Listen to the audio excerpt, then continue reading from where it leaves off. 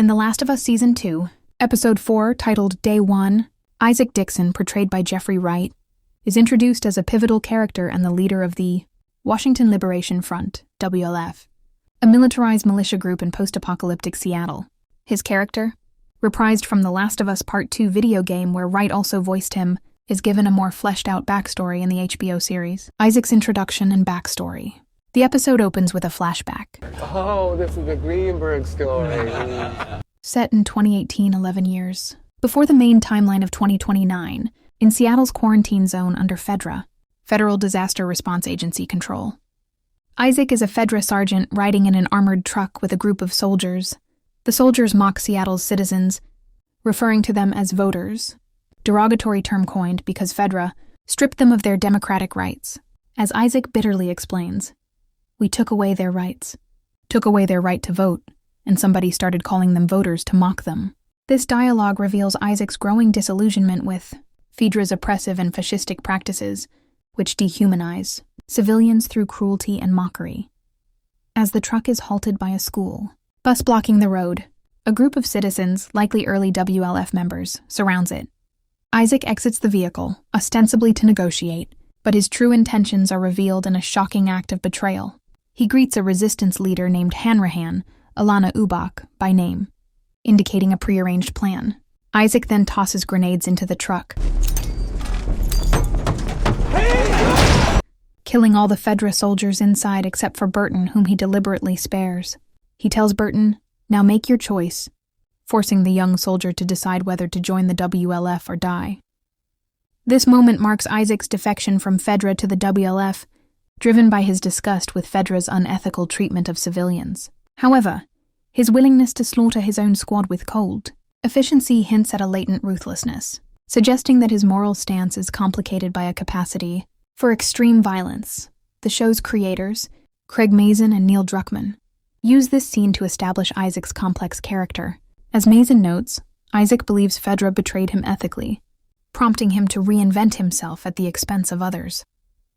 This flashback contrasts with the game, where Isaac's backstory as a former Marine Corps veteran is only vaguely alluded to, and his anti-FEDRA stance is assumed from the start. The series edition of his FEDRA origins adds depth, showing how his ideals were corrupted by the post-apocalyptic world's brutal realities. Isaac's story in Episode 4 ties into the show's central theme, the cycle of violence and tribalism that consumes even those with initially noble intentions. As Mazin states, Isaac suffers from tribalism, seeing the world as us versus them, a mindset that mirrors the broader conflict between the WLF and Seraphites. His defection from FEDRA was motivated by a desire to protect citizens from oppression, but his leadership of the WLF has led to a new form of tyranny, marked by torture, executions, and an endless war. The episode suggests that Isaac's ideals have been eroded by the same dehumanizing forces he once opposed, making him a tragic yet dangerous figure. Isaac's actions also have a direct connection to the show's protagonists, Ellie, Bella Ramsey, and Dina, Isabella Merced, though they do not interact with him in this episode. The WLF, under Isaac's command, is the group responsible for Joel's death. As Abby Anderson, Caitlin Dever, and her crew are WLF members who carried out the murder. Ellie and Dina's journey to Seattle is driven by their quest for revenge against Abby, placing them in the crosshairs of Isaac's militia. Additionally, Isaac's role as the leader who took in Abby and her Salt Lake City crew, including Owen, Mel, Nora, and Manny, after Joel killed the Fireflies, connects him to the larger narrative of vengeance and retribution. His rule against harming the defenseless, mentioned by Abby in Episode 2, is called into question by his brutal interrogation, suggesting a hypocrisy or selective morality in his leadership. Isaac's introduction sets him up as a key antagonist for Ellie and Dina, whose exploration of Seattle puts them at odds with both the WLF and the Seraphites. His expanded role suggests he will have a larger presence in the series than in the game, with Mazin and Druckmann hinting on the show's podcast that questions about Isaac's war with the Seraphites may carry over into Season 3. His connection to Abby, as the leader who sanctioned her revenge mission, positions him as a looming threat, and his ruthless tactics foreshadow further conflict. The episode also raises questions about the WLF Seraphite War's origins, with references to a broken truce and escalating violence, suggesting Isaac's leadership may be driven by both strategic and personal vendettas. The episode's focus on Isaac, however, comes at the cost of limited screen time for Abby, whose absence in this episode, noted in reviews, creates a narrative gap, as her connection to Isaac is crucial. This choice may heighten the mystery of her whereabouts, aligning the audience with Ellie's perspective, but it risks making her seem less central to the WLF storyline. Nevertheless, Wright's magnetic performance, particularly in the interrogation scene, elevates Isaac into a standout character, making his limited screen time impactful. Isaac is a masterclass in character complexity, elevated by Jeffrey Wright's commanding performance. Though it's not without flaws, his story is a haunting microcosm of the show's core theme, the cyclical nature of violence and tribalism. The flashback to his 2018 Fedra betrayal is a gut punch, brilliantly showcasing his disillusionment with authoritarian oppression.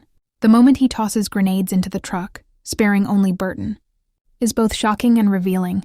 It's a bold choice that establishes Isaac as a man driven by principle but capable of ruthless pragmatism. Wright's stoic delivery, paired with subtle flickers of regret, makes this scene unforgettable, grounding Isaac's transformation in a way the game never fully explored. In the present-day interrogation scene, Isaac's chilling use of a Maviel saucepan as a torture tool, juxtaposed with his wistful monologue about pre-apocalypse dreams, is a stroke of narrative genius. It humanizes him while underscoring his moral decay, painting him as a tragic figure who's embraced the apocalypse's brutal opportunities.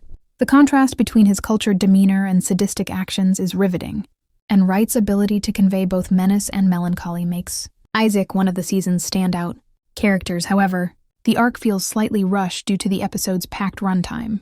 With only 2 major scenes, Isaac's motivations, particularly his shift from idealist to warlord, could have benefited from more connective tissue. The game's minimal depiction of Isaac left room for expansion, and while the show delivers a richer backstory, I wanted a deeper look into his relationship with the WLF's rank and file, or his stance on Abby's revenge mission. The interrogation's abrupt end, with Isaac shooting the Seraphite, feels a tad predictable, leaning into the ruthless leader trope without fully subverting it. Thematically, Isaac's story shines as a cautionary tale about power and ideology. His defection from Fedra mirrors Ellie's own quest for justice, hinting at parallels the show may explore later. Yet his tribalism, evident in the WLF's dehumanization of the Seraphites, echoes the same us versus them mindset he once rejected, making him a compelling foil to both Abby and Ellie. The episode's expansion of his cooking hobby adds a layer of relatability, but I wonder if it risks softening his menace too early. Overall, Isaac's arc is a highlight of Episode 4, blending stellar acting, bold narrative choices, and thematic depth. It's a testament to the show's ability to elevate game characters, though I hope future episodes give him more screen time to flesh out his inner conflict. For fans of morally gray characters, Isaac's story is a must-watch, even if it leaves you wanting just a bit more. Score: 8.5/10. Compelling and well acted, but slightly constrained by pacing and limited screen time.